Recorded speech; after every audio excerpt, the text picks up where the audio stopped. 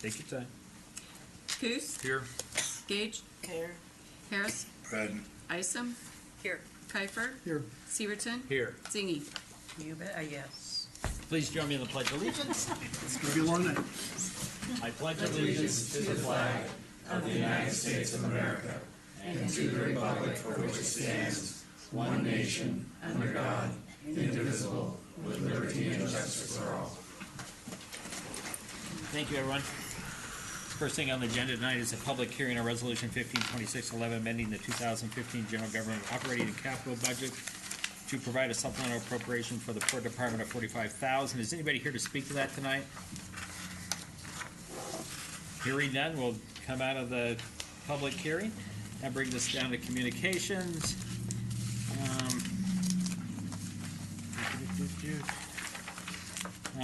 We've got a draft cruise ship schedule, board appointments. That's about the only thing on there. That brings us down to persons to be heard. And Jay Boendia and Company. There's the first group. Come on up, Jay.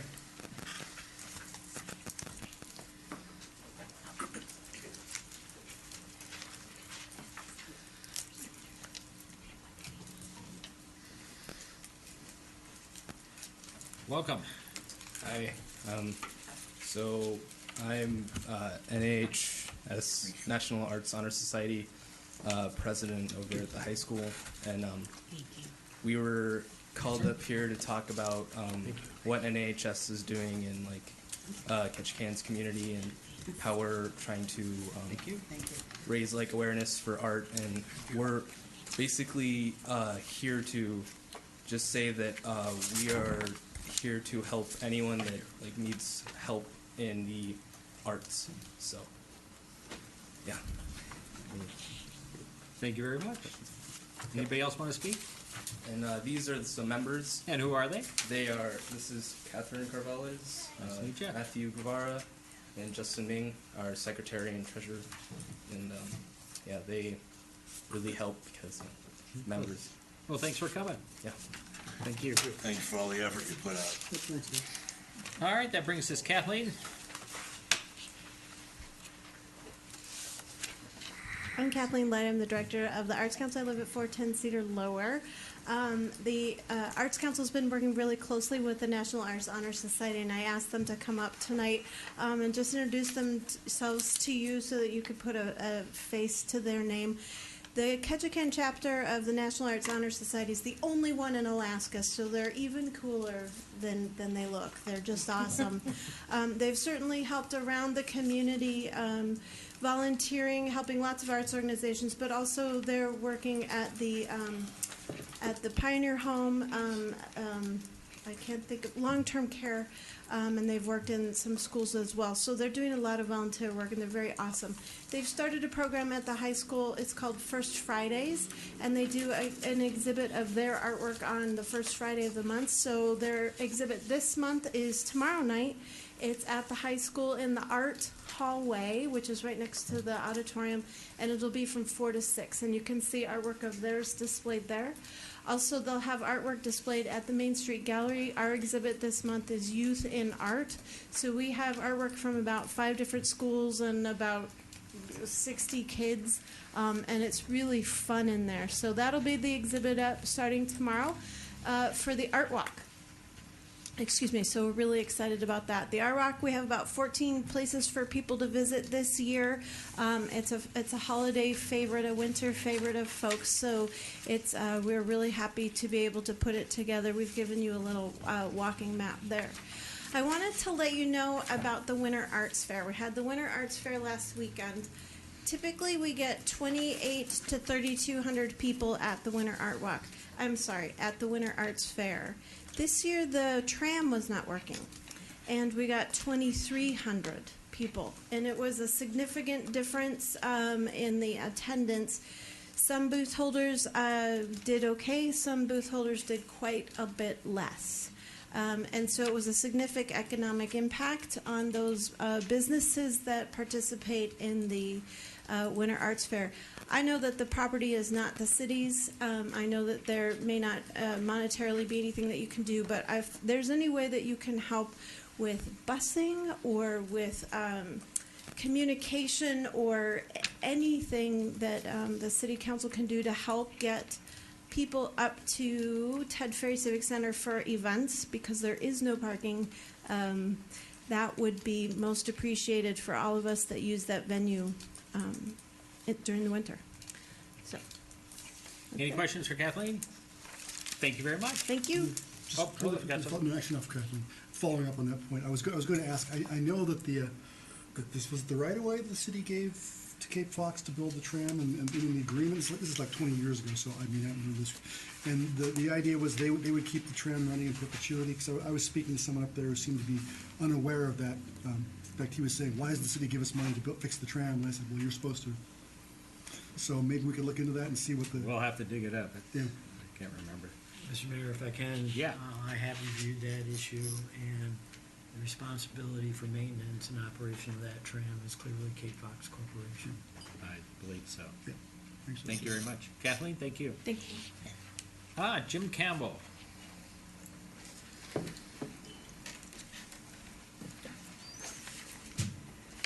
Honorable Mayor and City Council members, my name is Jim Campbell. I'm from P&D Engineers.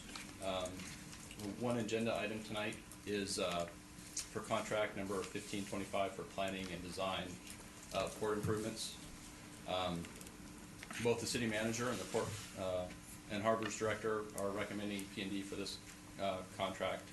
I just wanted to introduce myself and say I'm here and available to answer any questions. I know this is a subsequent item on the agenda, it's not for right now. I could either speak a little bit right now about it if it takes Now's the a minute, or I time. could wait for later. I'm sorry? Now's the time to speak Now's to the him. time? Okay. One of the points that I just wanted to make about this issue, and I don't know where any of you fall on it, but P&D was the highest ranked technical review for this. We were scored highest by 4 out of the 5 on the selection committee based on the technical reviews. And then subsequently, there's a cost comparison that's also included in this RFP.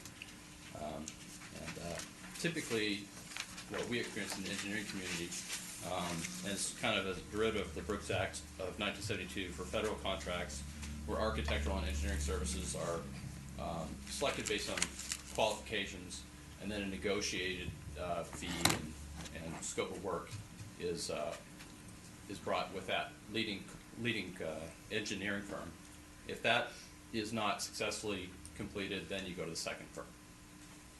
The city doesn't have to do that, of course, but that is sort of the standard that's followed federally and within the state of Alaska. The second point I wanted to make was that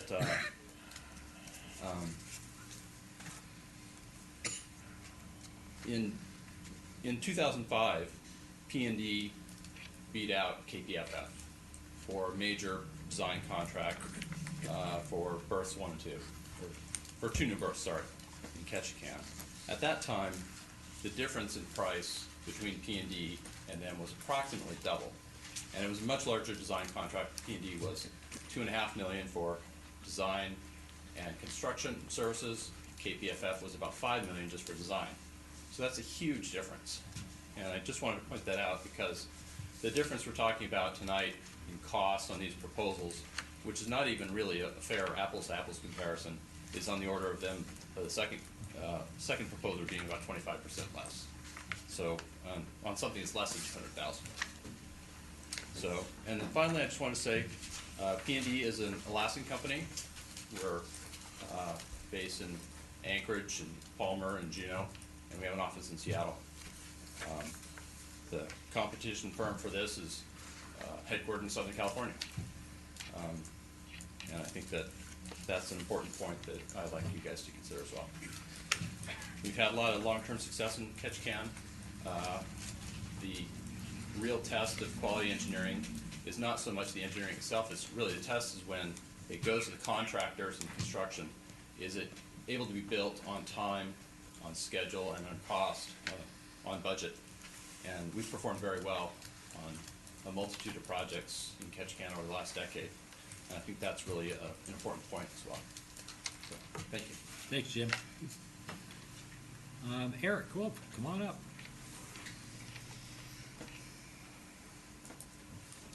Mr. Mayor, City Council, I'm here representing SEPA, just in case questions arise with respect to the Whitman True-Up, Okay, and that's pretty much it. all right, thanks, Eric. Yeah. Terrence?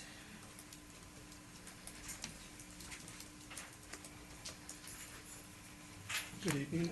Terrence Robbins with the Ketchikan Wellness Coalition, and I'd like to introduce tonight Megan Webb. She is our new youth coordinator for the Drug Free Communities Grant at the KWC. She'll be working part-time, doing youth advocacy work and forming that group.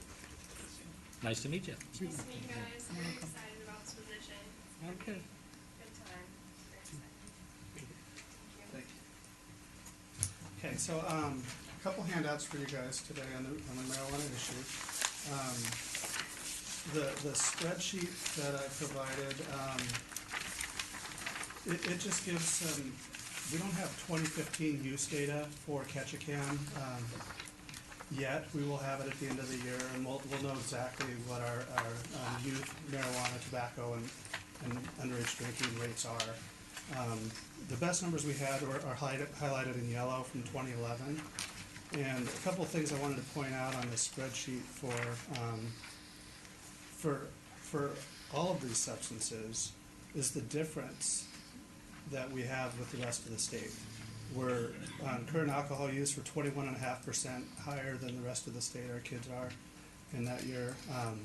Marijuana use 38% higher than the rest of the state, and for tobacco we're 66% higher than the rest of the state. And then if you look, anyways, if you look across the like 2009, 2011, 2013, and such, you'll notice the state use rates are pretty much trending downwards in most of those, and Ketchikan's been trending upwards. So I just wanted to have some numbers to look at when you make your decisions.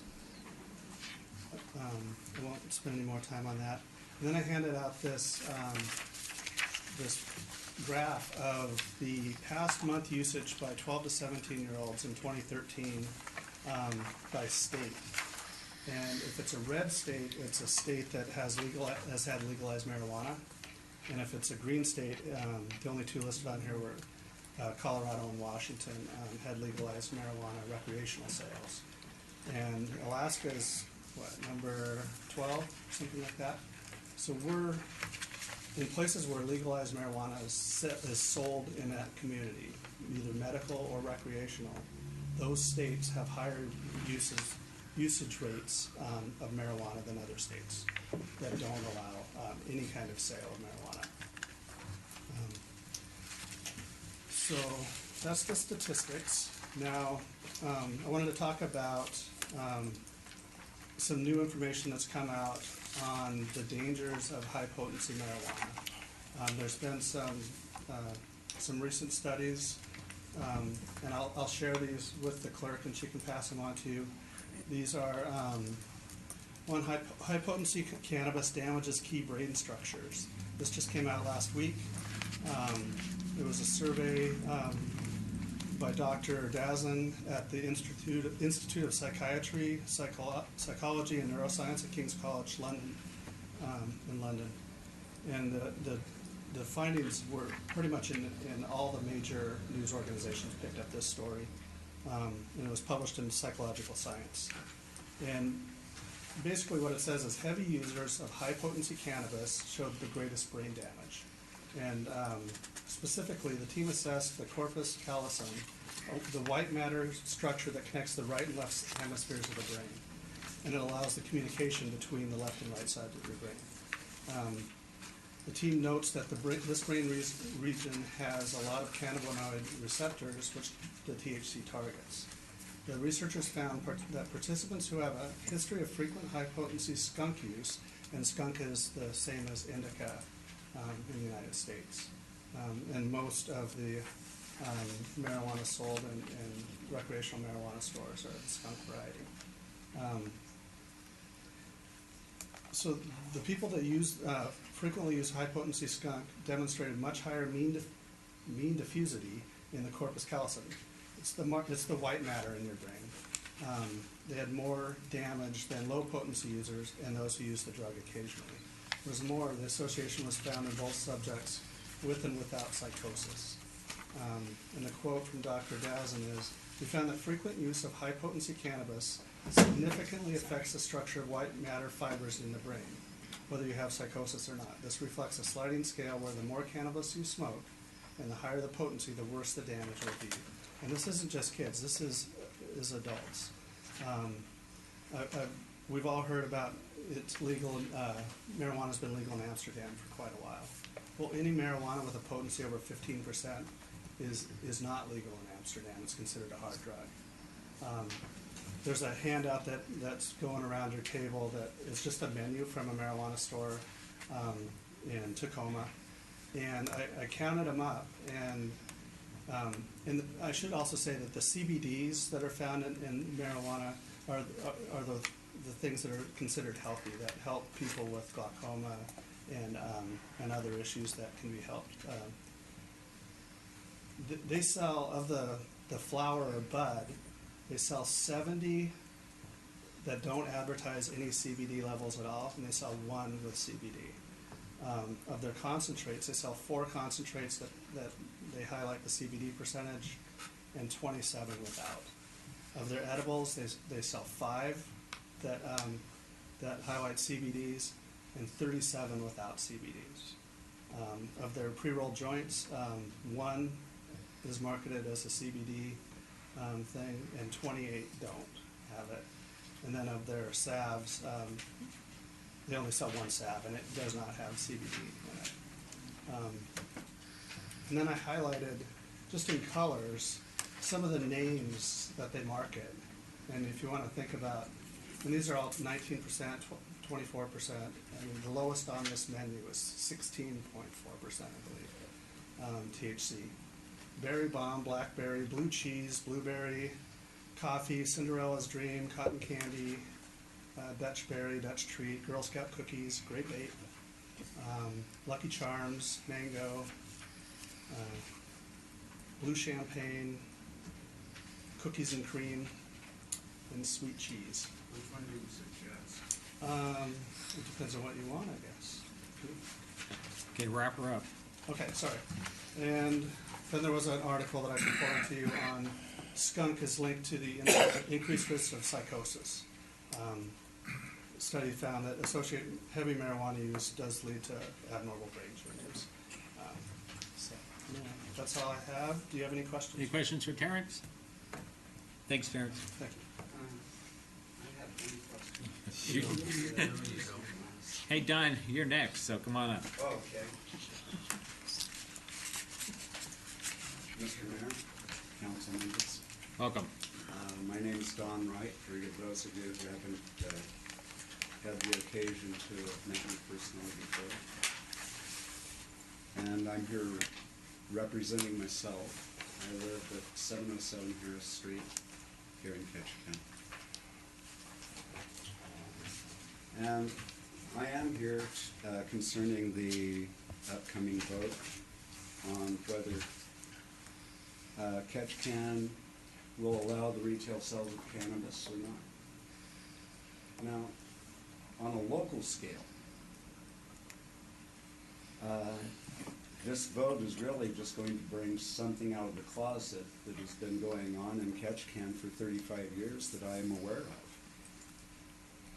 I mean, you don't have to go to Seattle to get an ounce of weed. You can get it right here, and have been able to for as long as I've been coming back and forth and then living here. That hasn't changed. So what you will be doing is just, bringing it out of the closet and making it an open thing. Now, if you vote no, then it'll just remain the way that it is. We won't see a headlong flight of city residents out past the Saxman city limits or something before they buy a bag of Mary Jane. That won't happen. So, on a state level, what's going on is that Juneau is already gearing up for sales and smoking lounges.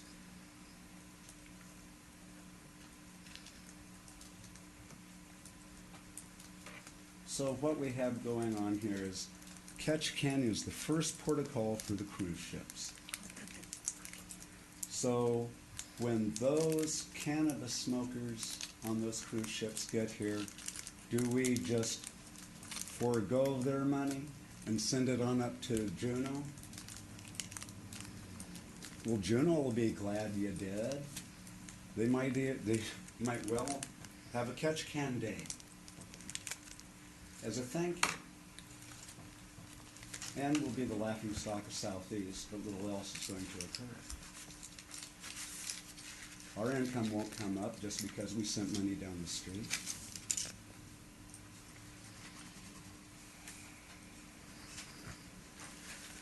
And we have this opportunity because we are the first city for those cruise ships stop. We have first shot at all of those tourists for their cannabis dollars. And there's going to be plenty of them coming off of those boats. I have a shop selling LED lights in Newtown. And all summer long I had people coming in. Do you sell marijuana here? And of course, I got to tell them no. And it broke my heart to see all those 50s and 100s walking away. It was painful. It's an economic opportunity for our area. We could have growers. It could be a closed loop economy if the product was produced here, sold here, the monies came in from the sale from the tourists, and it stayed here for at least one loop around. I know as soon as we have the monies in our pocket, wherever we get it from, we go to the grocery store. And because everything in that grocery store isn't produced here, the money goes someplace else, and it's not in our economy anymore. If we produce the product here, the money would largely stay in our economy. And what we need is a boost in our economic base. And this would achieve that. Another thing on the vote is we're more than happy to sell alcohol anywhere here in town. But if you go to our police department and you ask them the stats on what are the causal effects for wrecks, accidents, public disturbance, domestic violence, child abuse, alcohol versus cannabis, marijuana, whatever you want to call it, you won't find anything that cannabis caused. But you'll find plenty that alcohol did, including driving the wrong way on a one-way street. So this heavy-footed approach to cannabis, it seems that if you just looked at our stats in our community, you'd understand that you ought to be banging the hell out of alcohol if you wanted to beat something up. But anyway, I would like you to give me the okay for the opportunity this coming year over in Newtown to go ahead and keep some of those 50s and 100s that are coming in. Thank you very much. Thanks, John. Cheyenne Matthews.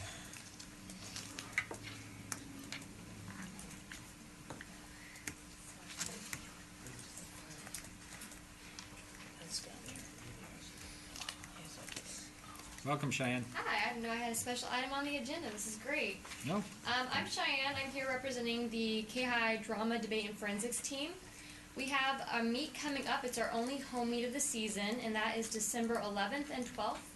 The reason I'm here today is because I need judges, and I see in front of me many qualified judges who'd be great at our meet. So I am soliciting your help. It is a 2-hour time commitment or more if you wish. We have several different times that I have a sign-up sheet here that I'll pass around.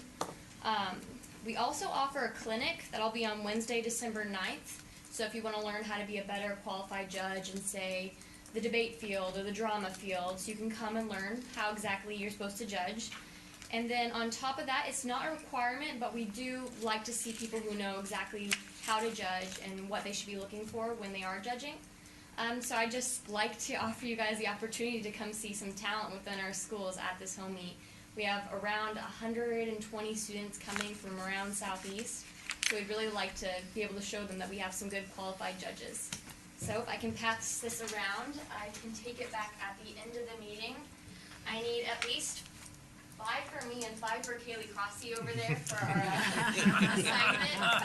So, and then, yeah, so Vaughn would like to get on this too. So if you have any spouse that you'd like to volunteer them to do this, we do offer food in a judging room if that's incentive at all. So that'd be amazing if we could get that down. The time slots are right there on the side, and then you can specify whether you'd like to judge for drama, debate, or forensics. And forensics are the speeches, so oration, ex-pause, and ex-com. So thank you. Thank you very much. I got Oh, a maybe you got a So question. shy. Man, We happen to have a budget session on the 9th at 7 o'clock, so I was wanting to attend the training seminar, but being at it at 6, it's not gonna leave much time. Okay. What I can always do is, if you'd like to come in early on maybe Wednesday where the training's gonna happen, or on Friday or Saturday, the day you're judging, you can always meet in the judging room and talk to the coordinator, which would be Lee Woodward or Dave Mitchell, he'd be the coach, or me, and I could teach you and instruct you on how to judge for certain events. Okay? Yeah. So I mean, we're willing to help you, especially if you're willing to come and judge and learn. I'm sure no one will turn you away. thank you very much, Ann. Oh, would you like to know the result? The debate result? It's on balance, standardized testing is beneficial for K through 12 education in the United States. So that might be a really good one for you guys to judge, you know, a little bit about that. Thank you very much. Awesome, thank you. Ed Schofield.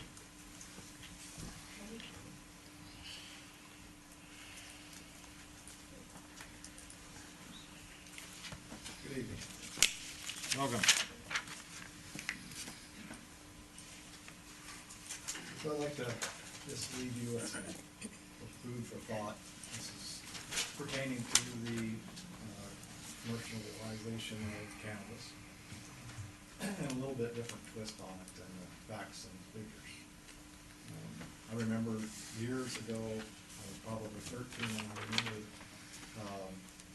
Paul Harvey speaking on his noon time about some disaster that was happening in our country. And he brought up this little saying that I'm going to read to you here. And I remember asking my grandpa, what the heck does he mean by it? We had a long conversation of it. And then this morning, when we hear about the shooting going on down in California, and all of the events and the negative stuff happening in our country, it brought me back to this conversation. So here's what I got from Paul Harvey. The key to success of a democratic or self-government is self-discipline. The demise of self-government is a belief of self-entitlement. What is self-discipline? I looked that up today just to try to get a better idea. The dictionary says it's control of oneself for personal improvement. What's self-entitlement? It's described as being deserving of special treatment. And another kind of tidbit, put in entitlement.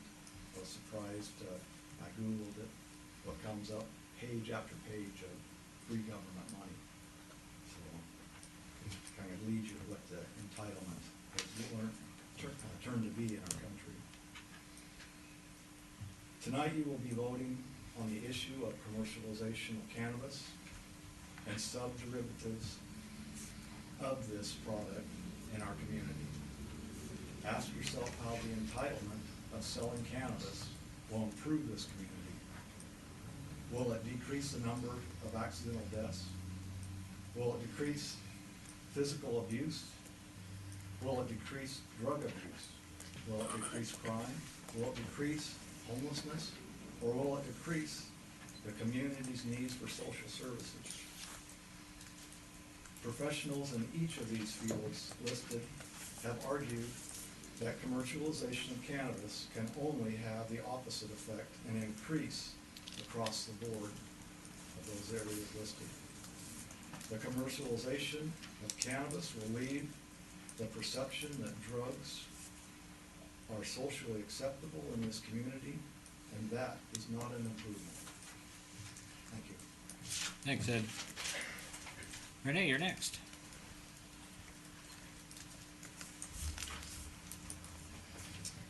Good evening. I just knocked it. I'm tearing the stuff up already. I'm Renee Schofield. I reside on Penick Island. Tonight, as you have your discussion about marijuana and whether or not we should have retail stores, the number one thing that you're charged with as you sit at the table is public safety. How are we taking care of the community? How does that look? How does it feel? How do we take care of the people and those that are going to come after us? So we really have to get the emotional stuff and the egos out of the way, because that's really the knee-jerk reaction is I want it or I don't want it, and we get caught up in that. And I get it. It's a hard thing to talk about sometimes, but we've really got to talk about what the public safety piece of that is.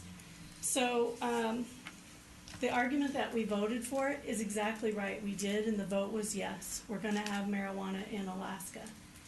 But also part of what we voted for was the local option, the local elected bodies to have the opportunity to say, no, we don't want retail stores. That was part of what we voted on, and we voted yes for that. So let's remember that it's okay for us to opt out, because public safety has to come first.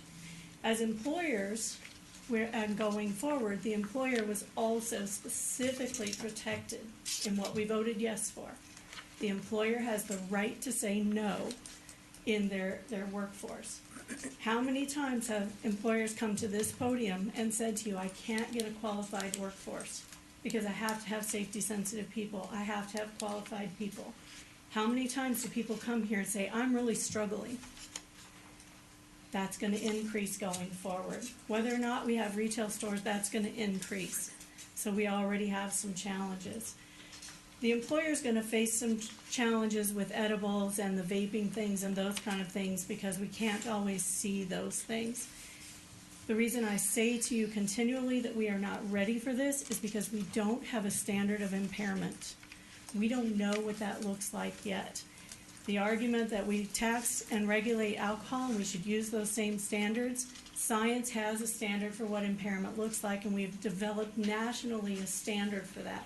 We don't have that yet for marijuana, so we should hold back until we do have that, so we know what impairment really is. We don't have that yet. So as those business owners go forward and they talk about workplace safety, not just community safety, but workplace safety, we need to be available and ready to lead the charge on how we're going to help those workplaces enforce their policies, help them take care of their employees when employees fail or refuse drug screens, and how do we take care of those people and families now that they're not in the workforce because of their substance abuse. How will that look? How will that impact the social services who are going to come up here during budget processes and ask you to fund them and help them take care of people? This is a challenge you have. It's not an easy discussion, and it won't be fun. But I'm going to encourage you to keep talking about the public safety and get the emotional ego part out of the way. Really look at how it impacts our community and what it does. If you were at Chamber Lunch yesterday, you saw Ken Alper tell us we're going to have big cuts. The state budget is in trouble. We all know that. That's not a secret. So as those funding cuts come to Ketchikan and AMHS puts people on the beach and those people aren't working, and that impacts our social service, and we have other families who are struggling from various cuts that happen from the state level, and those people are struggling, and now we're going to add a workforce that's going to struggle because of the workplace safety issues and failures in drug screens. It's already happening. Retail stores will increase it, in my opinion. We're not ready because we don't know what impairment looks like. So as a community, as we struggle to make that judgment call on what we're going to do, I would also remind you that this isn't going to create new money. There's not new money coming down the pipe. It's gonna redistribute the money that people already have and the decisions they make of where and how they spend it. It's not gonna be an easy topic for you, and I wish you well in doing it. And I just want you to really, really hold on to emotional and ego things need to get out of the way, and we really need to think seriously about the public safety side of it and how we're taking care of people. That's your job here, is to take care of our community and our people. And I look forward to the discussion. Thank you. Thank you very much. That's the last person on the list to speak to the council. Is there anybody else here that didn't sign up and would like to address the council? Come on, Eric. Well, thank you. I forgot to put my name out there. I got it already. You're covered. I want to talk about the marijuana discussion you're gonna have tonight too. When the 2014 marijuana initiative election was being discussed, our local and statewide politicians, the law enforcement people, and others in the public sphere were almost uniformly either in opposition or unwilling to support legalization. Nevertheless, both locally and statewide, voters largely ignored all the public advice, official advice, and overwhelmingly made pot legal in the state. They knew what they were doing. Removing the thriving marijuana trade from its secretive underground nature, ending the stigma of pot use by upstanding citizens, and the waste of law enforcement effort that accomplished nothing, and bringing the trade into a legitimate status to enable new business and contribute taxes was seen as preferable to the past problem-plagued policies. Now that we are considering measures to regulate the trade, the will of our local voters must be kept uppermost. Some who originally opposed legalization are now trying to regulate it right back into its previous underground status, which will surely be the result of unnecessarily stringent and impossible to enforce rules. The advice of this unalterably opposed segment of our population should not be allowed to prevail. Please support a regulatory structure that makes sense both for pot users and for the community in general, and respects the purpose of the law. One other thing I might add is that whether what you do tonight and the law itself legalizing pot really isn't going to make much difference at all as to who and how many use it. The big difference it makes is in whether it's done openly or whether it's in the shadow economy again. So I would suggest that you keep it open. Thanks, Eric. Anybody else want to address the council? Oh. Hello, my name is Alex Miller. I'm a senior at Kitchenham High School, and I'm here today to talk about, for the third time in a row, the vote against having retail sales of marijuana in the city. To say marijuana should be allowed for sales is a very dangerous choice, because with the sale of normal marijuana, there is also the sale of very dangerous version of marijuana, which are called edibles. By passing the sale, we are not only making illegal marijuana sales to teens cheaper and more accessible, but we are also breaking federal law, which makes our citizens and community vulnerable. The sale of marijuana is a sale of a very dangerous drug. Edibles, which is a marijuana-laced food that contains a very concentrated amount of THC. And because you ingest it differently, it takes about at least 30 minutes for it to come into, which might result in eating of more. Also, the side effects are psychotic episodes, hallucinations, paranoia, panic attacks, and impaired motor ability, which have resulted in numerous examples, such as in Colorado. A casual marijuana smoker, Kyle Naylor, figured he'd give edible marijuana products a try to see if they'd curb his anxiety and insomnia. It didn't go well. 80 minutes into his experiment, Naylor got intensely sick and lost control of his body. By 90 minutes, he was hyperventilating, freaking out and heading to the emergency room. Explains Trevor Hughes from USA Today. Another more tragic example is a college student from Wyoming jumped to his death from a Denver hotel balcony after eating marijuana cookies. Witnesses told police that Levi Pungi, 19, was rambling incoherently after eating the dope cookies. The Denver coroner ruled that marijuana intoxication was a significant factor in his death. These are just a couple of the sad truths about legalized sale of marijuana and the outcomes that we will certainly have to face if we allow the retail marijuana shops in our community. How can we as a city enforce the law if we can't even follow federal law?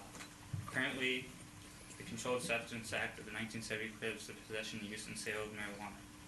This law, whether we like it or not, trumps state law as a result of the supremacy clause of the Constitution. By breaking this law, we are putting our citizens under the comprehension that it is legal to use and possess marijuana, whereas they still can be arrested and charged for a federal crime.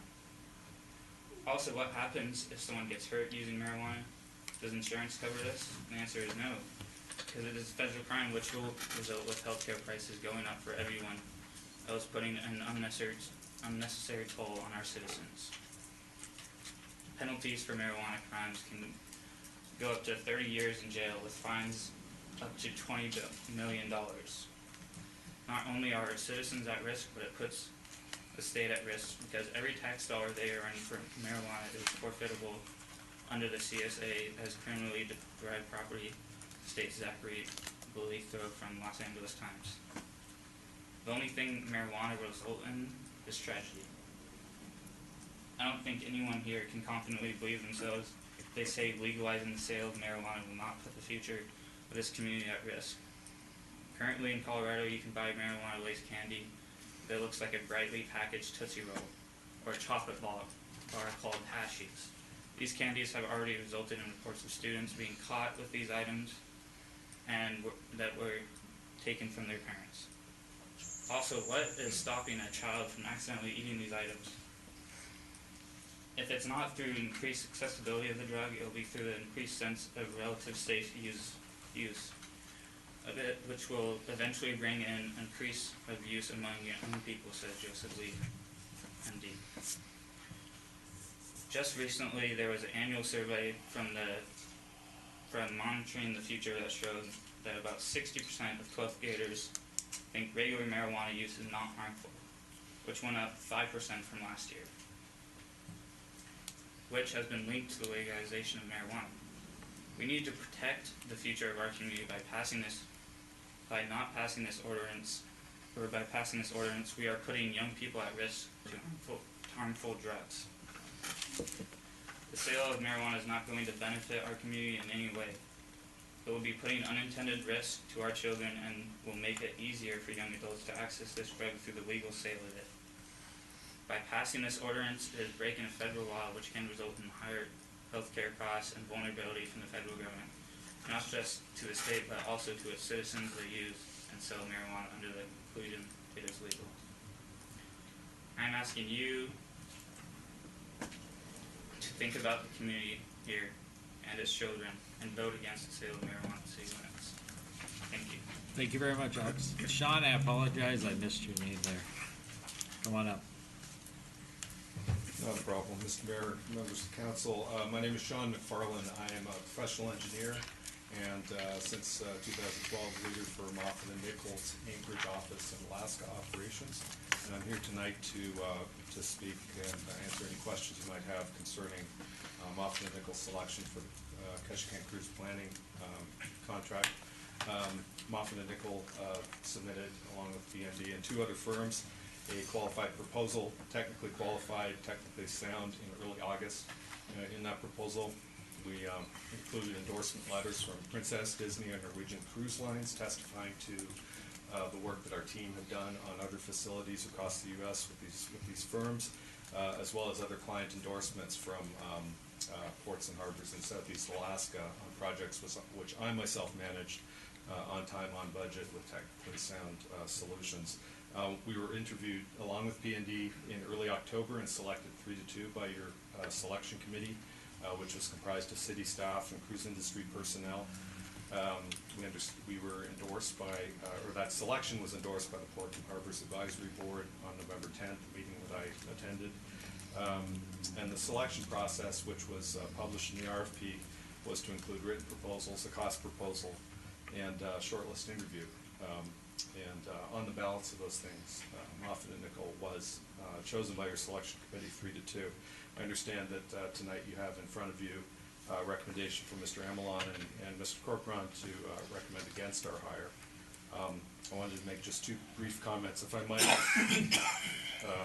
with regard to my respected colleague, Mr. Campbell's comments. The first one was regarding cost, and indeed we were asked to submit a cost proposal on a similar scope of work. It may not be identical, but the Moffett and Nichol cost proposal was in fact 25% lower. I actually do agree with Mr. Campbell that cost should not be a criterion here, and in fact it's really not, since the cost is only 10% of the overall selection criteria. So the 25% lower cost would only equate to 2.5 points out of 100 in your selection. The second one I wanted to address was P&D being an Alaskan firm. Certainly our competitors, P&D, are a well-known, well-respected Alaska firm. Moffett and Nichol is likewise licensed to do business in Alaska. We've had an Anchorage office employed since 2012. I myself am a 10-year resident of Anchorage and have been working in Alaska for the past 16 years. Moffett and Nichol employs 15 licensed professional engineers in the state of Alaska. Excuse me, let me clarify. 15 Alaska licensed engineers in our firm, 3 of which are in my office in Alaska. We've also been working in Alaska since 1973, which predates P&D's very incorporation by 6 years. In summary, we understand that you have a recommendation before you to continue the city's working relationship with P&D. Moffett and Nichol and my team are excited about our selection by your selection committee, and you will have our best, most qualified effort and people on this project towards producing a successful planning effort for you. I ask for you, council, to endorse our selection, the selection made by your qualified selection committee, and allow us the opportunity to likewise begin to build our relationship with the city of Ketchikan. Thank you. Thank you, Sean. Anybody else who wants to address the council before we move on? Seeing none, we're going to move on. Thank you, everybody. That brings us down to consent agenda. The only thing I saw to add under 6A2, unfinished business, finalize that surplus property sale of the Updike.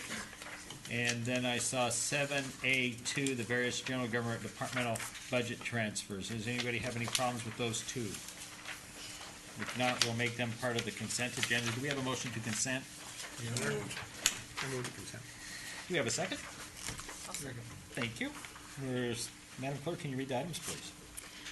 Approval of minutes, regular city council meeting November 23rd, 2015. Resolution number 152611, amending the 2015 general government budget to provide a supplemental appropriation for the Port Department of $45,000. A declaration of surplus property, Port and Harbors Department floats. Resolution, finalization of a sales agreement for surplus city-owned property with Greg Updike, and various general government departmental budget transfers. Thank you very much. Any questions, anybody? Call the roll. Harris. Aye. Sinking. Yes. Severson. Yes. Kiefer. Yes. Gage. Yeah. Isom. Yes. Coos. Yes. All right, that passes unanimously. We'll bypass unfinished business 6A1 on the budget. Brings us down to appointments of boards and commissions. I finally got a list out to you. I apologize for being so late. Do we have any objection? Dick? I don't see you on there very much, Lou. It's the right of the chair. Hearing no What did I do objections. to you to put me on crop relations? Did I just threw him. clearly I've offended you in some manner, and I apologize, Your Honor. And I will get even someday. I'll be gone. I have one comment. Is Yes. it normal just to have one person on the hospital board? Yes. Okay. All right, and then you're also being on the Sarah board. I think we got that in the motion. Well, they have to choose. Well, I know, choose but one. we've got you Okay. nominated. Okay. You gotta choose one. All right. So we still have to choose? Sarah will have to choose her. That brings us down to 7A, 1, negotiation contract 1525, planning design of port improvements. Your Honor, Go ahead. I move the city council authorize the city manager and the Port of Harbors director to negotiate terms and conditions of contract number 1525, planning and design of port improvements with Moffett and Nichols of Anchorage, Alaska, and said contract to be submitted to city council for formal consideration and approval. Second. Moved and seconded. Want to add anything, Dick? Well, yeah, I know there's been some controversy, and I've tried to talk to several different folks about why they did what they did, and that were involved in it and looked at it. And so I guess I come to the same, and I've read the proposals, and I come to the same conclusions that the committee did. The other thing I would point out to us is that we deliberately, several months ago, had staff go out for competition bids on this because we had been, over the years, continuing to give this to P&D. And I've got nothing against P&D, so guys, don't take me wrong. But we have been, we said we needed the competition, and so it was time for us to move forward. And we've got something here that both outfits are fully qualified. And that's my comment, but if somebody else has one, I've got a couple of questions for either Steve or the manager. So. Go ahead, if you got a question. Okay. Steve, come on up.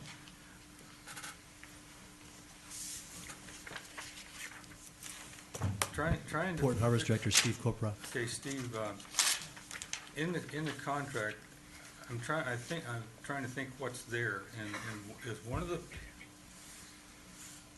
parts of the scope in the contract, is it to look to the future of what is coming? And maybe if that's not clear to you, then let me explain what I'm trying to think.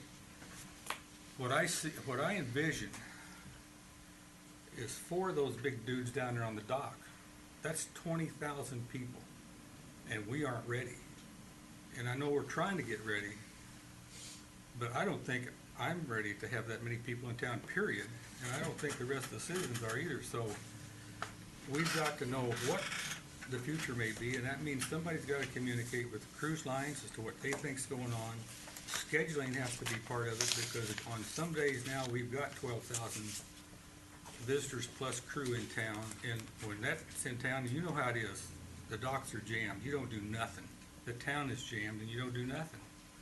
So somehow or other, I got a bigger picture here that's floating around, and I know we need to look at the big ships coming in. And so I guess I'm looking at, is there part of this contract, the scope of it, to look as to what's coming in front of us and how we work it out?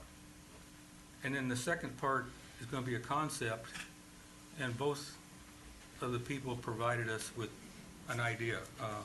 Actually, P&D's, I'll say this, I like the floating docks better than I did two new docks on the end, because then that means infrastructure, but you guys are going to float that out. And then I'm very curious, the design is not necessarily automatic to this contract. Is that true or false? Do you want me to answer the Whichever questions? way you want to do it. Whichever way you want to do it. In order of appearance or Just start in.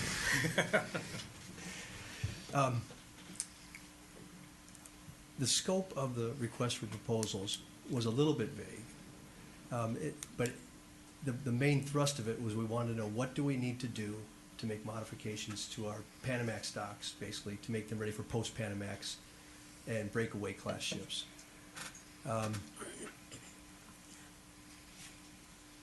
all four firms talked about the bigger picture as well as smaller projects. And we know that in talking with all four firms before they even did their proposals, we talked about, we know we're gonna need to have some short, immediate projects. We know we need to make some modifications at berth 3 to the Dolphins to accommodate the breakaway ships. That's gonna be probably a short fuse one we need to do in the next couple of years. We also need to know what we need to do to make 1 and 2 so we can fit 2 post-Panamax there. Right now, we can't fit 2 post-Panamax there.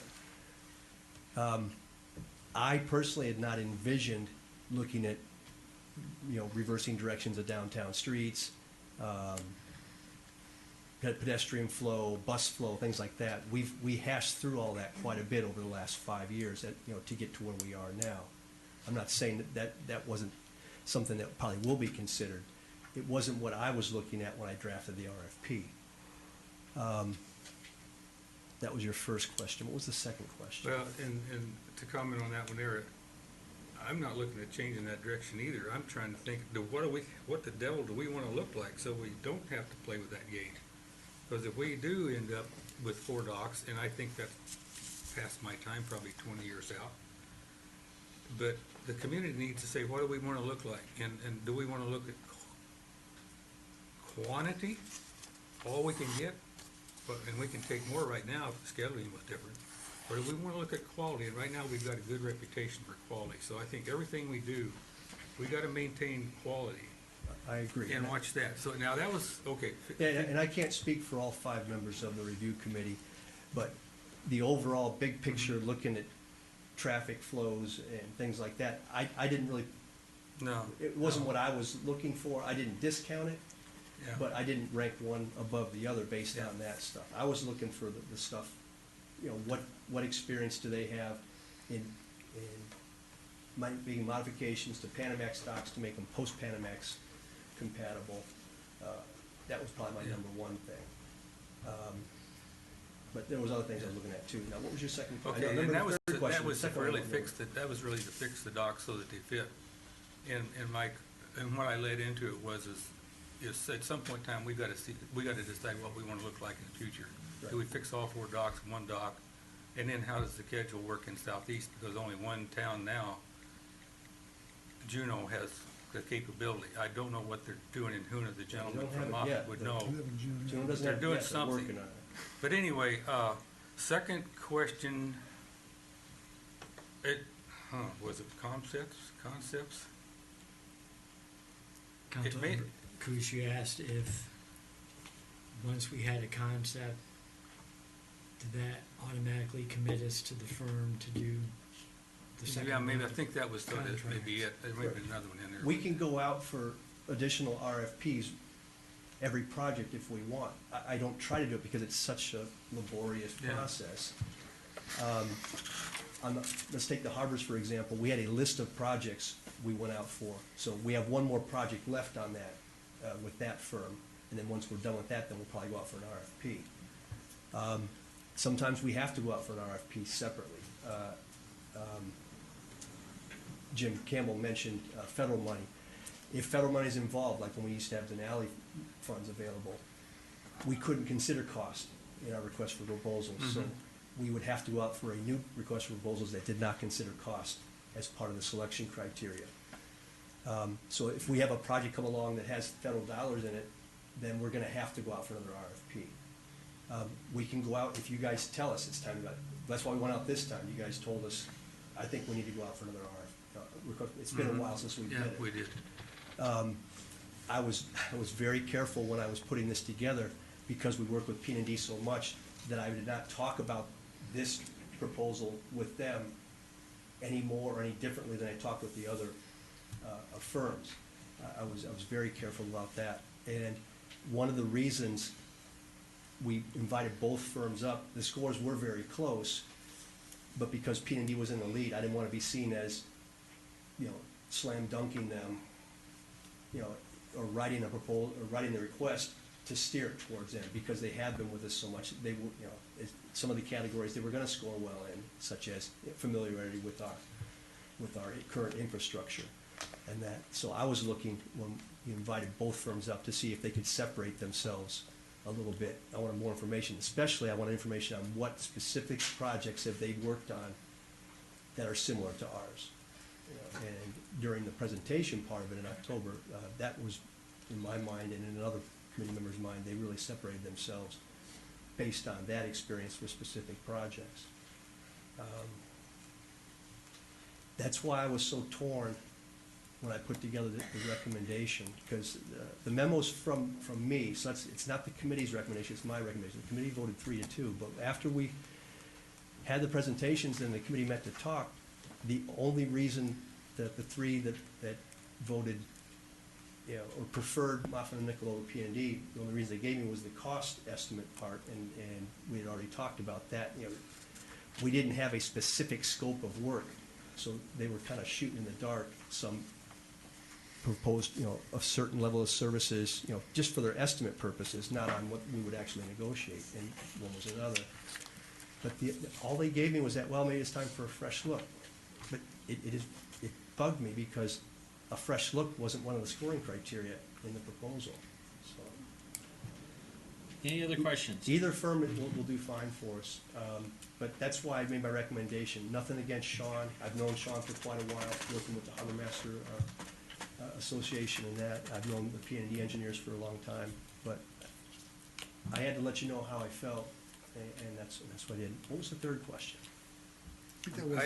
Judy has a I question. think we got close enough. Let Judy go. Okay, all right. Did you not, when we had our Ports and Harbors meeting, you didn't share that opinion with us, so is that because you hadn't formalized it yet, or I guess this kind of blindsided a few people on that committee because you never mentioned anything about that at our meeting.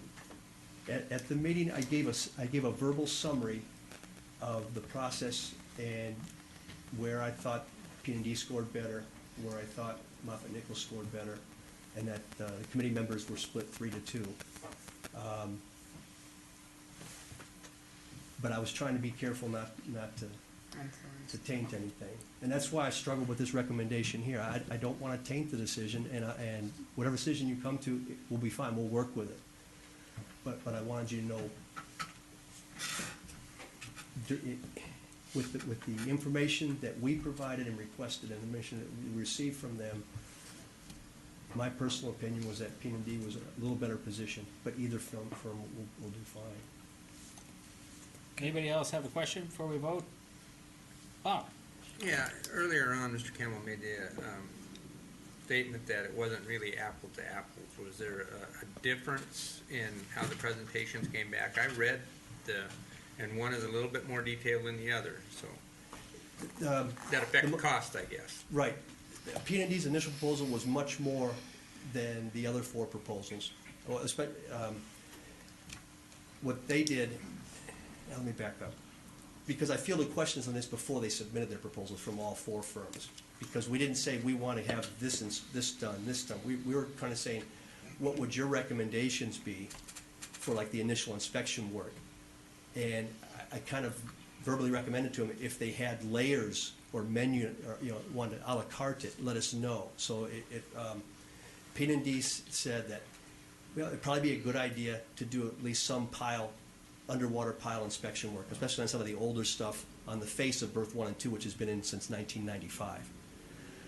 Also, maybe take a look at some of the deeper stuff on berth 3 to see how it's held up over the last 7 or 8 years since it went in, because that stuff went in pretty deep. So their estimate included dive inspection as part of the initial inspection of approximately 20% of the pilings. But they also said, more, if you want to do more inspection work, it would be more. If you want to do less, it'd be less. Moffitt and Nichols' initial one was just for what they called, I believe, a Tier 1 inspection, which was basically a surface-based inspection, getting under the dock in a skiff, doing verbal or visual inspections of the pond, but not doing any dive work. I believe they did mention if we did dive work, it would be more, which we knew, but they didn't put a price on it. So theirs was a lot more.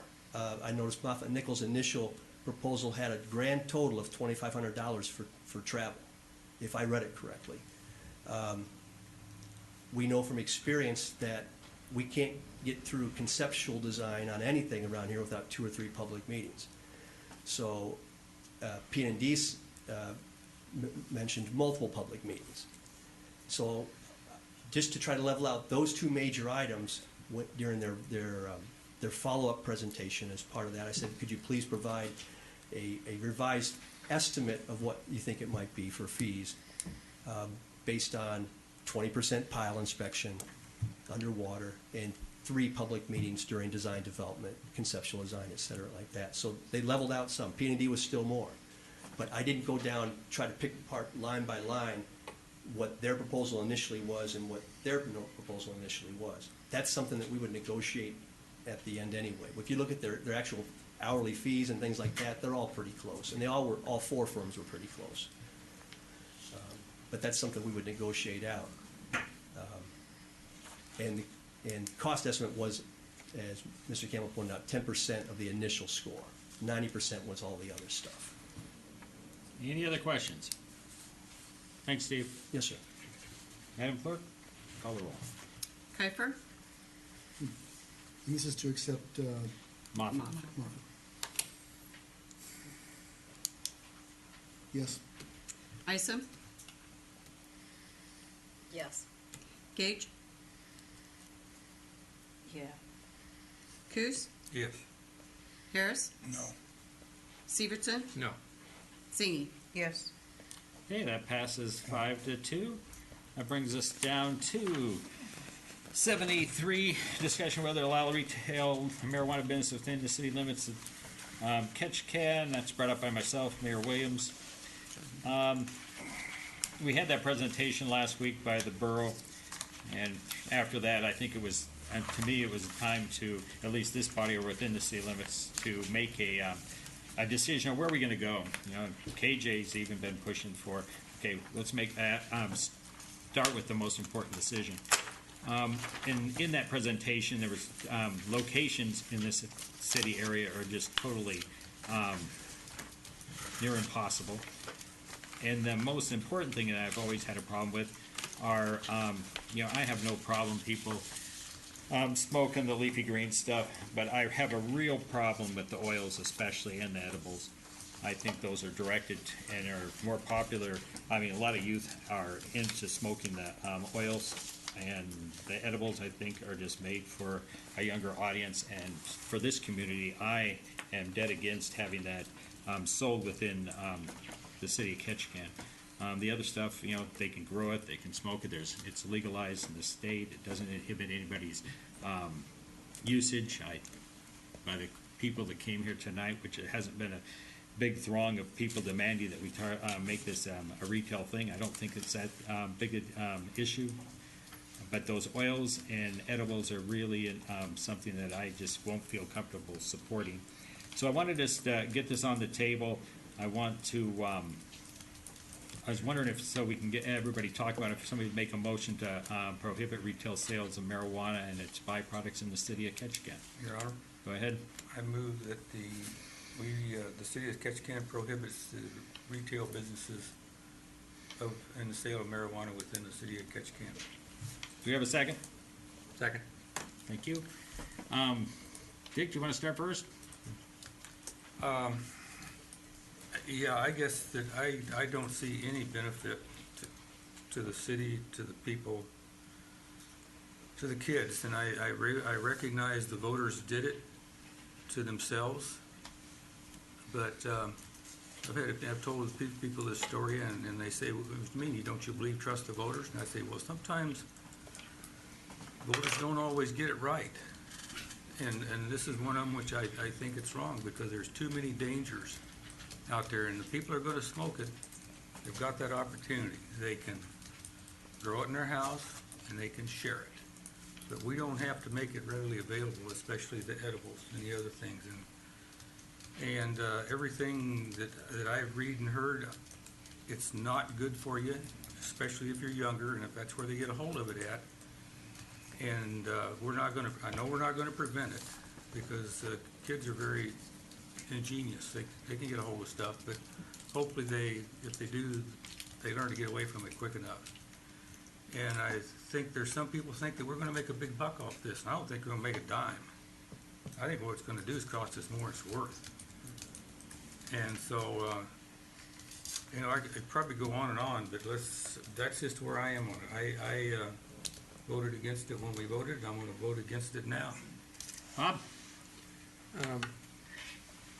Yeah, one of the things that concerns me is we have an agreement or a partnership with our other bodies on the island here, and we have talked about doing this as a joint operation. So I would feel a lot better if we, whatever vote we make here, send it back to the marijuana committee as a recommendation so all bodies can discuss it.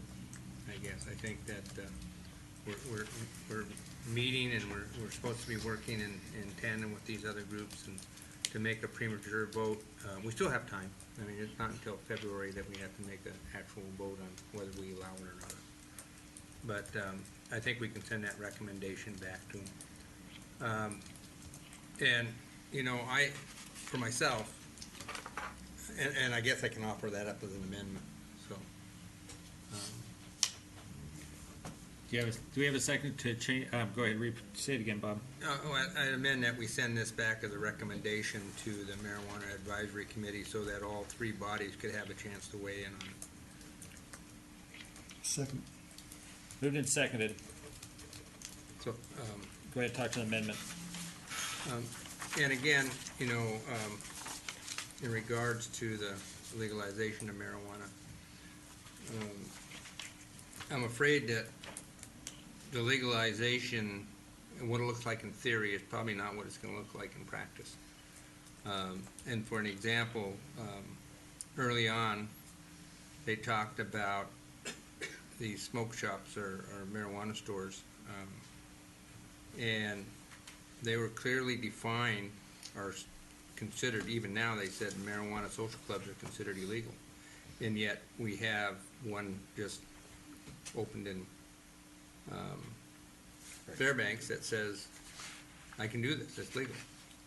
And they said that they probably don't fall under the definitions of public place. So there's still a lot of gray areas in regards to how this works. The other thing is the initiative as it was set forward didn't have a lot of the rules and regulations written, and that's what the state has been doing over the last year, is trying to do those. So what we voted on in the initiative may not be the same thing as we're looking at now. And when you talk about the green leafy substance, you know, that's one thing, but you got to realize that hash or hashish, which is a very strong extract from marijuana. There are laws that ban pure hash, but they don't necessarily specifically outlaw concentrates. So you can mix it with an oil product, and it has to be they don't say how much oil. So people could be allowed to purchase up to 16 ounces of marijuana-infused oils, or 72 of just the liquid form. So I have concerns, as does our mayor, in regards to the concentrates and how those are going to be utilized within the community. And when you talk about a substance that has a THC level up to 70%, that's a strong drug. That's no longer the 10 or 15% leafy marijuana. And I've had the opportunity to talk to a lot of people and ask the question, what do you think? I had a doctor appointment yesterday, I had 15 minutes of us talking about marijuana. I talked to kids from high school, I got granddaughters in high school, and I talked to them about it. And they don't, and for their opinion, the ones that I've talked to, they don't see where there's anything good in the commercial sales in regards to the youth, because it kind of gives you that assumption that it's all of a sudden okay. Even though that the law says that you got to be 21. There's no youth right now buying liquor in a liquor store, but it's still a problem, and I think the same thing's going to happen with this product. So that's where I'm at with it, but I still think it needs to go back to the advisory board. And again, we do have time to bring this back for a yes or no vote. Thank you. Anybody else? Judy? So, most of you here at the table know where I sit on this, especially after the Facebook post. And I want to bring up this ego thing.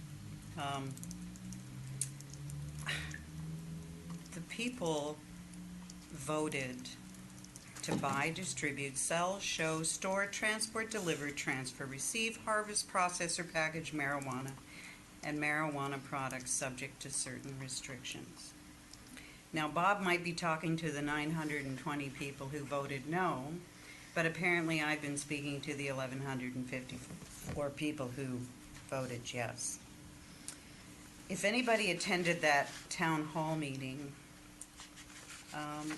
they know that we're not going to be getting any funds from the state at all.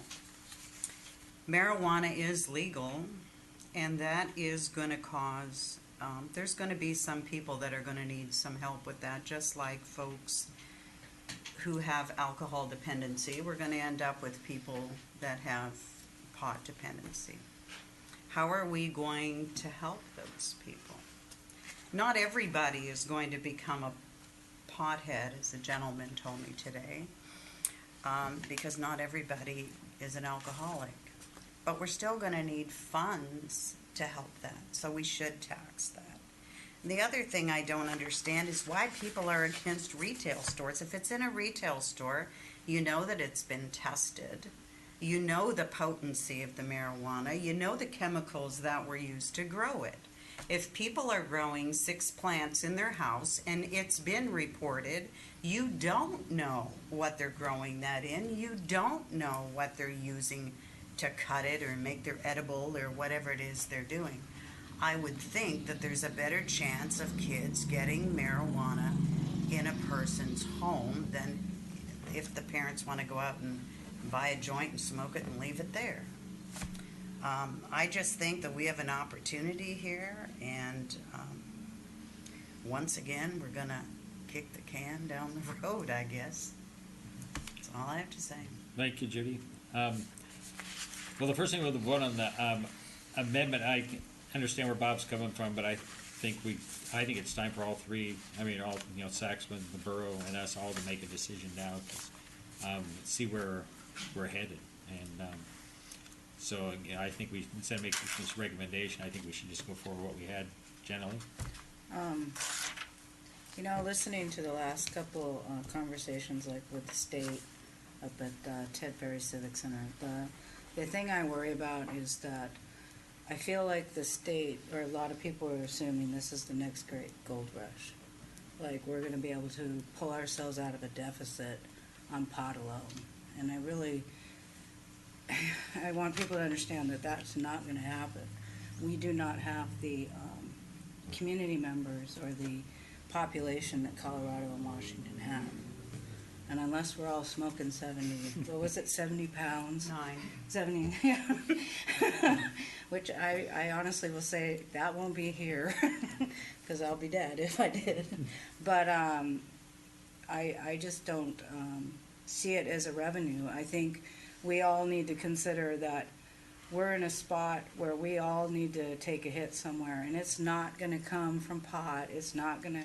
We have to, taxes, all these things that we're going to have to do are going to be really hard, and nobody wants to have that conversation. But we're going to all have to realize that we're going to all take a hit, regardless if it's the income tax or anything. But pot isn't going to save us. It's not going to happen. Anybody else before we vote? KJ. And because I don't know what's going to happen, but I want to remind everyone that at some point, I would assume, we're going to tap them tourists that are coming in here. There's a million of them who only want 10, 15, 20,000 to stop at some store, whatever we have, buy a gram of weed, whatever they're going to do, and sit there and smoke it and pay us $50 plus tax. You got the businesses. I don't see it as a big problem. I don't fully understand why it seems to be rearing its evil head. It's okay for us to sell all the booze in the world and sell all the jewelry in the world we're avarice, and we love to have all the shiny things. But a new product just scares the hell out of us. And I just want everybody to think about it before you make a decision. Dick, then Judy. Well, I think some people are dreaming if the tourists are gonna make us rich. They cannot even get close to that ship with that junk. It can be confiscated, the customs will be on board and taking it, because it's illegal. That's what I said, they smoke it here. You don't sell it to go. Not in this city limits. But, it's, why is it so good for them if it's not good for our kids? I mean, we got a double standard here. And I know it's the ones that are passionate against it, and the ones that are passionate for it, and somebody's gotta represent that 48% that said no. And I'm not, like I say, I'm not jumping on board and saying, we're gonna do it just because we got a few misguided people, anyway. Misguided? Judy, you're on.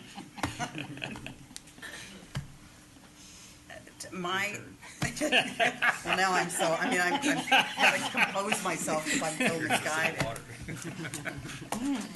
For me, at the end of the day, people voted for this.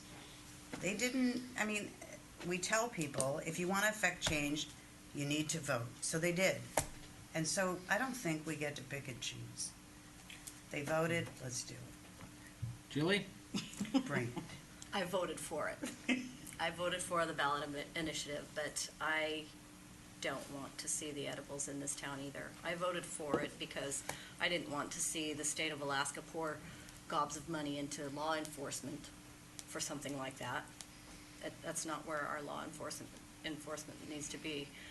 And the fact that the edibles are so much more potent and they're going to be marketed for young people, in my opinion, just based on what we've heard. I don't like the idea of edibles. I believe we voted knowing that we could also opt out of it.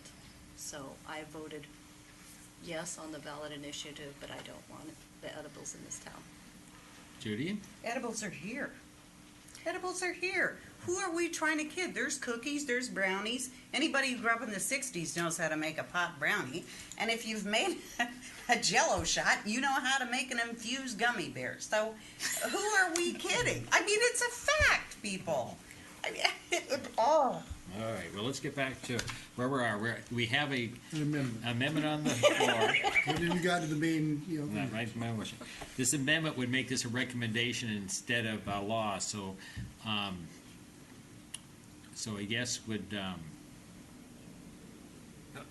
Question, does that mean that if we just let it float back to the committee and let them play games with it, then we get to vote, we'll vote again? Yes. Yeah. As long as we vote again, I'll support the amendment, but I think it's time we take a stand. Okay, Bob? I think there will become a time where every community has to make that vote. We can't vote for the borough, and the borough can't vote for us. So, but we still have an active committee working. We have, I know the borough is moving forward with all the ordinances in place, and those will stay in place regardless if we ban it or not. But I think that there's still time for that conversation. Sounds like there's still plenty of controversy over it. And quite frankly, I don't know where the borough assembly sits on it yet either. But I know that if we ban it and they approve it, or if it was vice versa, that may not be good for the community. I don't know. Generally? Do we know when the state's gonna be finalizing their? The state of Alaska, the process, the Marijuana Advisory Board has given it over to Lieutenant Governor and Department of Law. They have 60 days. So February 24th, by that time they'll have to make a recommendation and enact regulations as presented. Okay, Dick, one more time. Yeah. Sort of lost track where we're with. So, to Bob and KJ, what can the state continue to do that's going to change it's going to change what we would do as a community, one way or the other? Basically the rules are done. Unless they say the state's going to opt out. Then, the other question is, so if we ban it and the borough puts it in, that's their choice. Yes. And if they opt out with us, then that's their choice. And I guess Saxman, because I guess they're legally, they could opt in or out. I'm not sure. I think so. It's choices. And we're trying to make a choice for the largest percentage of the people in this town and where things are and the folks that million people we shows up down here every day on the dock in the summer. So I still don't know really why we need to delay it. Anyway, I'm through with it. Well, after Mr. French was here and talking and everything, I thought it came down to that it's about time to let the committee know where we stand, and I mean, it's all coming up in February. I mean, KJ's been hounding us for a couple months. Would be nice. He wants the answer. So, well, let's vote on the amendment. Now, the amendment will make this a recommendation to the board instead of what the original motion says. So that's what we're going to vote on first. Yes, we'll make it a recommendation. No, we'll keep it out of the main motion. Can you, I'm a little confused on what it means. Like, so if you vote no, it means? It will not be in the main motion. Oh, okay. Call the roll, Madam Clerk. Okay, so just for clarification, I know, I'm not entirely sure how appropriate this is, but the original motion was that the city would prohibit retail sales within the city limits. And that, of course, would entail an ordinance, which means staff would. Yep, come up with it. Okay, so the amendment means that rather than starting work on an ordinance, then the city is recommending the Marijuana Advisory Board that the city's looking at prohibiting it within city limits. Is that correct? I want that clarified. That would be the recommendation, and we'd still have to vote on whether or not we're going to Right. say yea or nay, right? So I don't know. That's my. You tell me, you're the If clerk. if the amendment passes, then it means it would be a recommendation that the city is looking at prohibiting it, and then I guess you could pass the main motion. I think it would It would take be the a place. moot point. Yeah, it'd take the place of the main motion. So it's either a recommendation to the board, or we're going to prohibit it and get an ordinance before us to vote on. So a yes means we're a recommendation, a no means we will. Have another motion. Yeah, have another That you'll motion. vote on the main motion. Yeah. Okay, let's go. Okay, on the amendment, Severson. Yes. Coos. No. Zingy. No. Harris. No. Isom. No. Kiefer. No. Engage. No. Okay, that fails 6-1. Call the. Did we discuss? Oh, yeah. I think we discussed that. Go ahead, Dave. As tempting as it would be just to say, just ram it through. Well, at least I'm not over here taking a hit like Lee was. It's an interesting discussion. I'm often heard people say that, yeah, the voters voted for this. Well, the voters voted for a variety of things. If you read it, there's an awful lot going in there, including, as Ms. Isom said, the voters did vote for the option of local option. And talking to people, what's kind of fascinated me more than anything else is how many people who I've talked to in the past, 4 or 5 months who didn't read what they were voting for. Now, I'm not saying they were wrong by voting for it, but it's just kind of fascinating. So I think it's always dangerous to say, well, the voters supported this. Well, some of them voted parts of it, some of them voted other. I suppose we'd have to be psychic to figure out exactly what the voters meant or didn't mean by any given vote. But yeah, it was kind of scary how many of them had no idea that we had local option. We heard someone in here tonight say, well, if they want the ability to sell marijuana to the visitors, fine. That person hasn't looked at the map. Where his business is, he couldn't sell 10 cents he couldn't eat it. I mean, that's another factor too. And while I agree with my esteemed colleague about the fact that edibles are already here, What I have seen in places like, edibles were already in Washington and in Colorado as well. Now they're really there. And I have the same problem with edibles that I have as with in the old days when the cigarette companies used to market, candy cigarettes. They're not. Yes, they are ostensibly products for grown-ups, but is that who they're really aiming at? Most of the grown-ups I know stopped eating pot brownies not longer after quite a long time ago. I guess where I come out on it is I've yet, I do not buy the argument that we're going to get rich at this. I do not buy the argument that we're suddenly going to become the marijuana capital of Alaska. I'm not even sure that Juneau is. Now, the way we do that is we do allow for, essentially what are, pot clubs to open up. And I've heard people around this table all say that's a bad idea.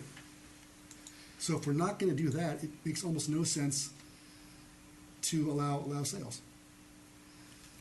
Because the reality is we can't market to these folks unless we start setting up pot tours where they can maybe pick them up at the dock and take them out to the borough or wherever else, or out to Walmart or somewhere where the sales will be allowed.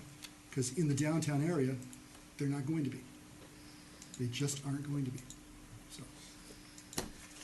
Thank you, Dave. Okay, anybody else before we vote?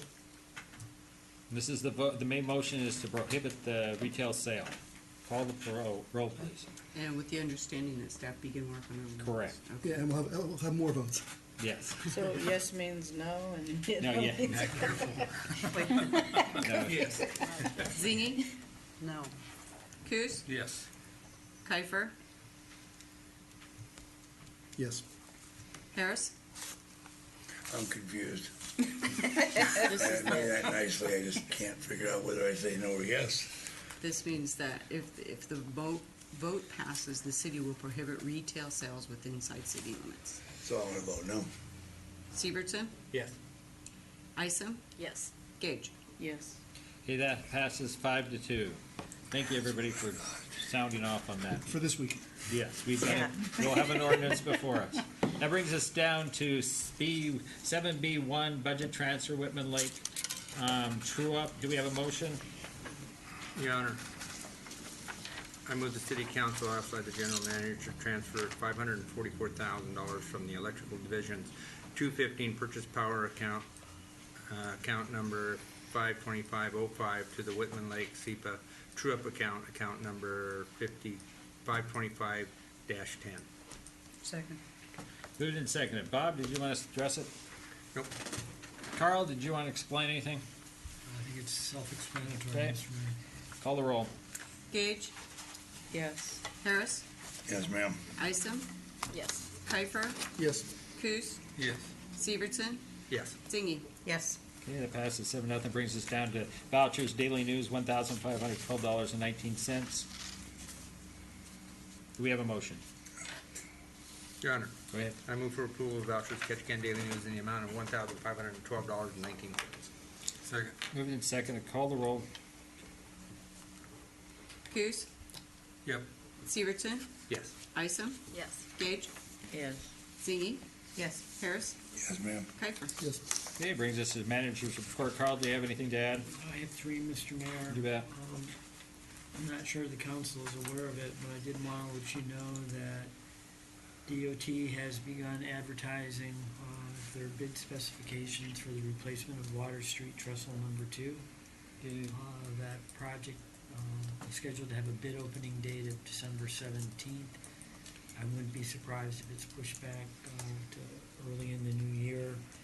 But there is a pre-bid conference in Ketchikan on December 8th, so I think that's real good news. I did lay a report on the table tonight that Mr. Corcoran put together relative to next year's cruise ship berth assignments.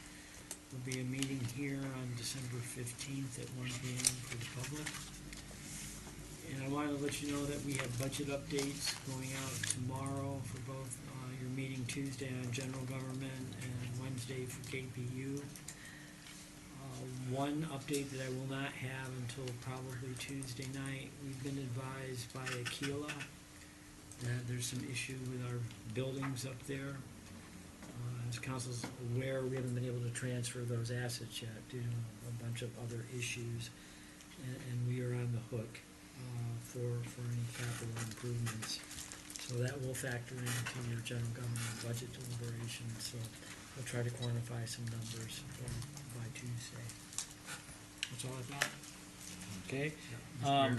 Yeah, Dick. Yeah, Carl, a question, where does the Water Street trestle start and begin? I'm trying to picture in my mind just where's the begin and end? It's about 1,000 feet long. Okay. I don't know the address of where it is, but it's. Your Honor. Okay, I'll figure it out. Hold on. Oh, yeah, Pick up yeah, Bob. you probably, Bob. It starts right at the top of the hill coming, going to the south where Gorge Street is. Okay. That's a gorge, and that's probably one of the more difficult places because it's a place where they're gonna have to build some retainment to get through there. And it goes up to just past Elliott Street. I think it's 1266 water or something, 16 water. Okay, from George north. North, yeah. West, okay. Okay, thanks. Then the other question is, I was chatting with some different people today, and the concern about when DOT takes off and starts doing the street improvements from the tunnel to the Stetsus, and the impact on the summer traffic and how long that'll last, and trying to get a public meeting with them to come down here and try to explain what the heck is the traffic pattern gonna be and how we're gonna handle it. So I'm just kinda letting know if it's a concern, if we get DOT to come down and at least ways explain to the public, like the chamber and KVB and. I'm sure that's gonna happen, but I'll follow up on okay. that and make sure it Yeah, does. cause I don't know how those buses are gonna get through town. It's just gonna be crazy. We'll try to start getting some answers. Yeah. All right. Thank you for finding a place for the Christmas tree sale. That was good. The sales tax numbers still worry me. And that brings us down to city clerk's file. Nothing, Your Honor? City attorney's file. Aha. Oh my goodness, where's your file?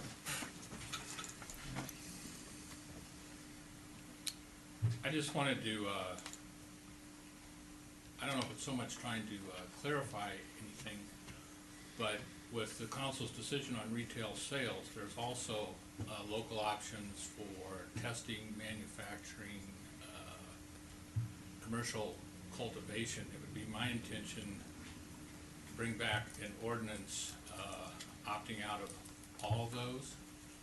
I don't want to start a whole new discussion tonight, but I thought I would point that out because if for some reason there would be reasons to have some and not the others, which don't occur to me, if they're all in the initial draft ordinance or proposed ordinance, we wouldn't have to reset the ordinance clock as opposed to adding things as we go along. We'll set it up that way and we'll Yeah. start talking about it when we see an ordinance to start voting on. Right, that way. That wasn't specifically addressed, but it makes sense to me to include it. It'll be easier to take it out than if we think of things that we would like to further Put in. prohibit. That's all I have. Thanks, Mitch. All right, that takes us down to future agenda items. Mayor, council comments. Start on the side. KJ? Now, does this mean I don't have to go to any more committee meetings since we said no? No, I think we should still represent the city. Well, why? We're not gonna do anything. I mean, I'm not trying to be argumentative, No, Lou, sure. but it makes no sense to go. Okay, yeah, I'll leave it up to your decision. Dave? Well, no decision's ever final. Yeah, you got two more votes. We have plenty more votes, and yeah, I still think we should participate in the committee simply because I think there's going to be, there might be more information and more things that might come to us, we might, God forbid, change our minds. You can have my spot. Bob?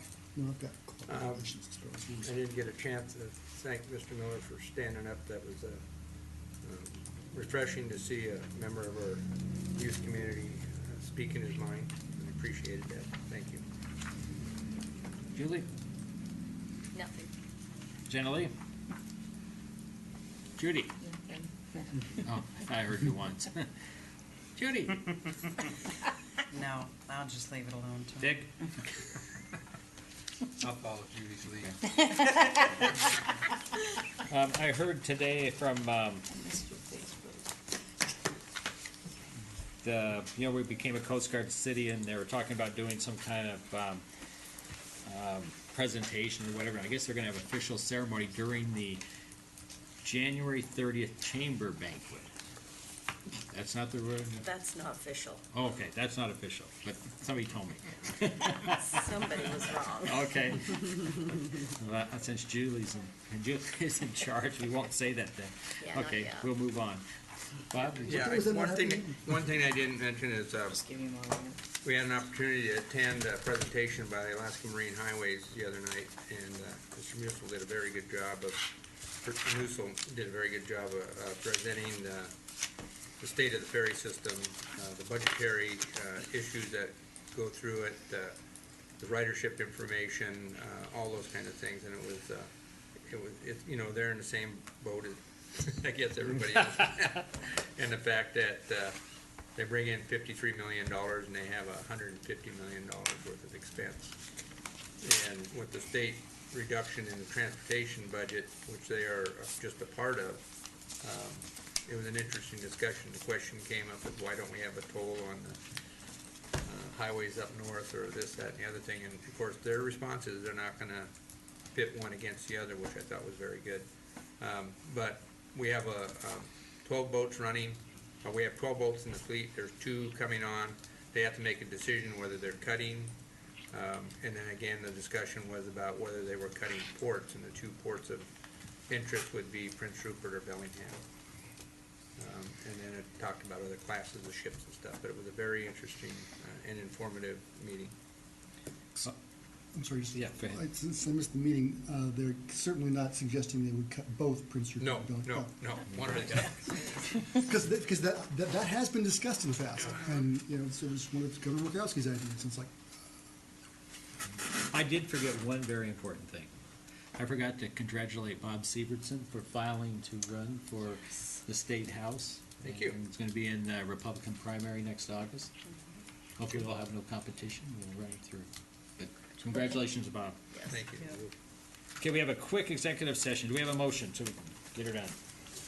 Your Honor. Go ahead. I move that the City Council declare consistent with the City Manager's memorandum dated November 19th, 2015, is the best interest of the city to go into executive session in accordance with KMC 2.04.025A3 and AS 44.62.310 C3 to discuss litigation strategies with legal counsel within the attorney-client privilege regarding recovery for Joseph Burns and Rehabilitation Research Institute of the costs that the City of Ketchikan has incurred as a result of the demolition of 347 Bottom Street.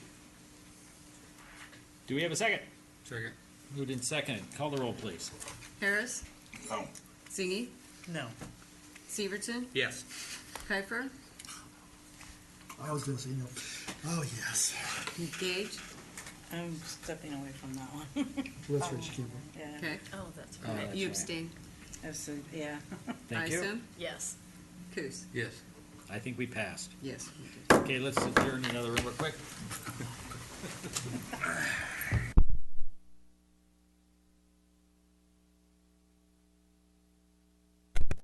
Do we have a motion to Move to adjourn? adjourn. So move. Thank you, everybody. Hey, Dave, you Almost got a stole minute? Dave's stuff. Pardon me?